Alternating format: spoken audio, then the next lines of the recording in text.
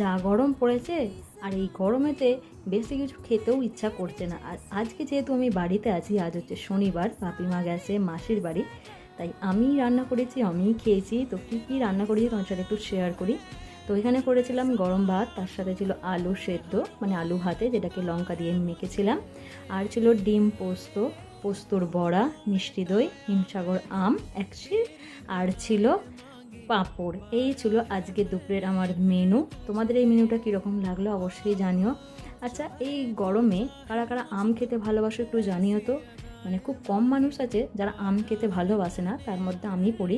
সব আম আমি একদম খাই না, শুধু হিমসাগর হলে, তাও আবার মিষ্টি হলে তবেই আমি খাই, না হলে একদম খাই না। আমাদের বাড়ির সবাই আম খেতে খুব ভালোবাসে, শুধু ব্যতিক্রম আমি।